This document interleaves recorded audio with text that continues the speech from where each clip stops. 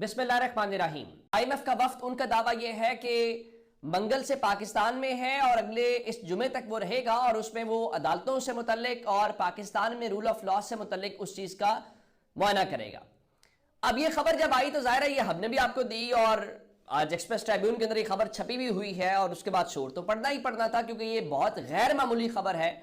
और उसके बाद अब फिर कहा तो यही जाएगा कि IMF का इससे कोई ताल्लुक नहीं है। इस सिलसिले में जो जियो न्यूज़ हैं उनकी जानिब से बाज़ाब्ता एक खबर जो है वो की गई है और उस सिलसिले में जो जियो न्यूज़ है वो क्या कहता है, उनकी जानिब से ये कहा गया है जी कि IMF जो है उसने पाकिस्तान में कोई भी मिशन जो है वो भेजने की तरदीद कर दी है। अब उन्होंने साथ ये भी खबर दी है कि 6 फरवरी को आगाज़ किया, 14 फरवरी तक जारी रहेगा। लेकिन इस सिलसिले में उन्होंने ये कहा है कि जो IMF की तर्जुमान है उन्होंने जियो न्यूज़ से गुफ्तगू करते हुए कहा है कि जायज़ा लेने का मिशन पाकिस्तान नहीं आया, जो प्रोग्राम से मुतल्लिका मसाइल के अलावा कोई जायज़ा नहीं लिया जाएगा। अब इसका मतलब ये हुआ, वो ये कह रहे हैं कि ऐसा कुछ नहीं है। लेकिन शहबाज राना अपनी उस खबर के ऊपर कायम है और वो ये कहते हैं कि देखिए जनाब, ये ओवरऑल गवर्नेंस को लेके और जो पूरे का पूरा मॉडल है उस चीज को लेके उनका ये प्रोग्राम है जिसका वो मुआयना या जायजा जो है वो लेंगे।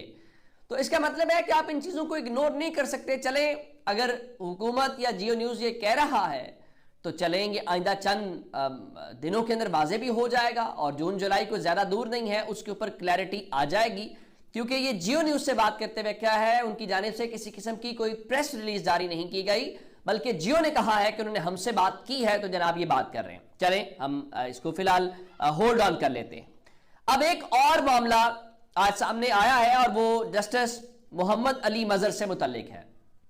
आपको याद होगा चंद रोज पहले एक तनाजा खड़ा हुआ था जस्टिस मंसूर अली शाह साहब और आईनी बेंच के दरमियान कि कौन सा बेंच क्या कर सकता है। तो उसके ऊपर जनाब जस्टिस मोहम्मद अली मजहर ने जो 20 सफ़ात के ऊपर नोट लिख के जारी किया है, तो मेरा ख्याल है कि हुकूमत के लिए और इस मुल्क की असल हुकूमत को खुश होना चाहिए। अब अगर वो चाहें तो सिर्फ जस्टिस अमीनुद्दीन खान नहीं, जस्टिस मोहम्मद अली मजहर जो हैं वो भी आइंदा आईनी बेंच के सरबराह बन सकते हैं और उनके लिए भी इस सिस्टम में बहुत सारी बेहतरी हो सकती है। उन्होंने कहा जी कवानीन के आईनी होने या ना होने का जायजा सिर्फ आईनी बेंच ले सकता है। बिल्कुल ठीक है जनाब। मजीद फरमाया कि किसी रेगुलर बेंच के पास आईनी तशरीह का इख्तियार नहीं है और आईनी बेंच ने दुरुस्त तौर पर 2 रुकनी बेंच के हुक्मनामे वापस लिए, यानी जो आपने जस्टिस मंसूर अली शाह साहब और जस्टिस अकील अब्बासी के ऑर्डर्स वापस लिए जिसमें उन्होंने तौहीन अदालत के नोटिस जारी किए और फिर उसमें उन्होंने कहा कि फुल कोर्ट तश्कील दें, जो कि जनाब याया अफरीदी ने तश्कील नहीं दी। और जनाब मोहम्मद अली मजहर साहब ने लिखा कि 26वीं तरमीम इस वक्त आइन का हिस्सा है और तरमीम में सब कुछ खुली किताब की तरह वाजे है। हम इस तरमीम पर आंखें और कान बंद नहीं कर सकते। दुरुस्त फरमाया आपने। और मजीद कहा कि दुरुस्त है कि तरमीम चैलेंज हो चुकी है और फ्रीकैन को नोटिस भी जारी हो चुके हैं। केस फुल कोर्ट में भेजने की दरखास्त का फैसला मेरिट्स पर होगा। और मजीद फरमाया कि 26वीं तरमीम को पार्लियामेंट या सुप्रीम कोर्ट ही इसको खत्म कर सकती है। जब तक ऐसा हो नहीं जाता मामलात इस तरमीम के तहत ही चलेंगे और आईनी तशरीह कम से कम 5 रुकनी आईनी बेंच ही कर सकता है। बिल्कुल ठीक है। अगर जनाब ये कहते हैं कि वो चैलेंज हो चुकी है तो उस चैलेंज होने के बाद फिर उसके नतीजे में होने वाली चीजों के ऊपर भी अमल दरामद नहीं होना चाहिए था। और फिर बिल्कुल ठीक है, आप आंख और कान बंद नहीं कर सकते इस तरमीम के ऊपर। इस तरमीम के ऊपर आंख और कान बंद नहीं करेंगे तो सिस्टम चलेगा ना। जिस वक्त आपने आंख और कान बाकी चीजों के ऊपर बंद ना किए तो ना ये तरमीम चलेगी, ना ये रिजीम चलेगा, ना ये चेंज चलेगा, ना ये सिस्टम चलेगा।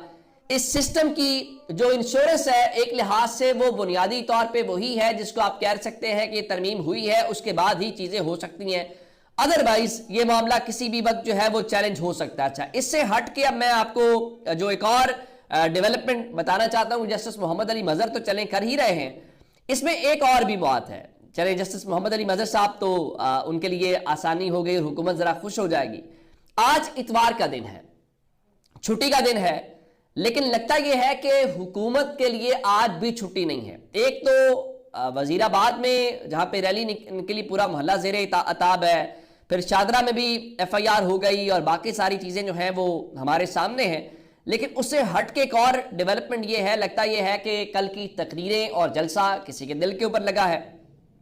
تو بیرسٹر عقیل ملک جو ظاہر ہے کہ اب وہ غالباً وہ معاون خصوصی ہے یا مشیر کا ان کے پاس کوئی ہوتا ہے، تو وہ کہتا ہے جی علی امین گنڈا پور کی تقریر کے بعد ان کے لیے مسائل کھڑے ہونے والے ہیں. منصب پر بیٹھے لوگوں کے خلاف کرپشن انکوائری ہوتی دکھائی دے رہی ہے. یعنی دوسرے لفظ میں وہ کہہ رہے ہیں کہ کل کی تقریر کے کسی نے برا مانا ہے اور تقریر کے بعد کرپشن کی انکوائری ہوگی. یعنی ان کے کہنے کا مطلب یہ ہے کہ اگر یہ تقریر نہ ہوتی تو پھر انکوائری نہ ہوتی، تقریر نہ ہوتی تو پھر کرپشن مسئلہ نہیں تھا. تو میرا خیال یہ ہے کہ پاکستان کے لوگوں کو بڑے اچھے سے پتا ہے. اور پاکستان میں آپ کو ایک مثال دیتا ہوں کہ میں پچھلے 2 دن سے گاؤں کے اندر ہوں. 4 سے 5 جگہ فاتحہ کے اوپر جانے کا اتفاق ہوا اور باقی بھی ظاہر ہے کہیں عیادت کے لیے. باقی لوگوں کا ایک سوال بڑا واضح ہے. آپ کسی سوشلی گیدرنگ میں جاتے ہیں، کسی جگہ پہ جاتے ہیں، لوگ ایک سوال بار بار پوچھتے ہیں، عمران خان رہا ہوں گے؟ رہا ہوں گے تو عمران خان کب تک رہا ہونے والے ہیں؟ اس کے علاوہ اس وقت کوئی بات نہیں ہے. اور آپ اگر چاہتے ہیں کہ شادرہ میں مقدمہ کر لیں، کہیں اور مقدمہ کر لیں، ندیم عباس بارہ کے حوالے سے ہے، پھر فاروق جاوید مون کے بیٹے کے حوالے سے خبریں، یہ کرنے سے کیا چینجز آ جائیں گی؟ میرا نہیں خیال. جنید اکبر جو پارٹی کے خیبر پختونخوا کے صدر ہیں وہ کہہ رہے ہیں کہ خط نہیں ملا، امید ہے کل عوام کا پیغام ضرور ملا ہوگا. یہ بات درست ہے.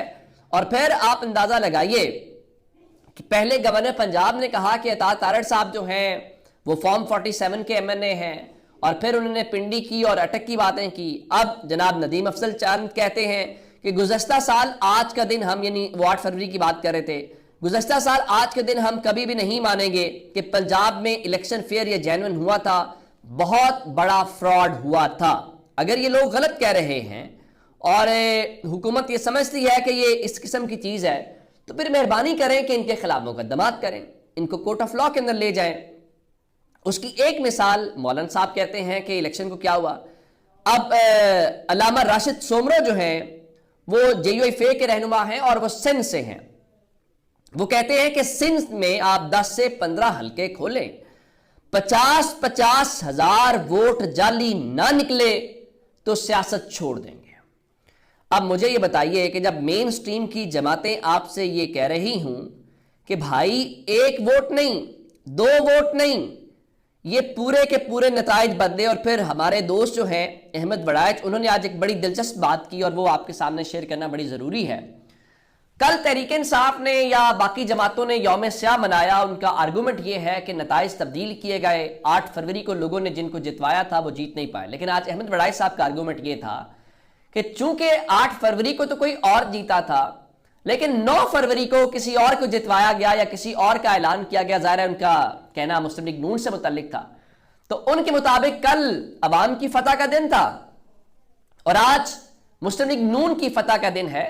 تو مسلم لیگ نون کو یوم تشکر منانا چاہیے. یہ بات درست ہے، مسلم لیگ نون نے کل بھی کوئی یوم تشکر نہیں منایا. کل انہیں چاہیے تھا کہ کل ان کی الیکشن جیت کا دن تھا، کوئی بڑا ایونٹ رکھتے، کہیں سیلیبریشنز ہوتی، لیکن کل بھی انہوں نے نہیں کی. چلے اگر کل نہیں کی تو ان کو آج کر لینا چاہیے اور عوام کو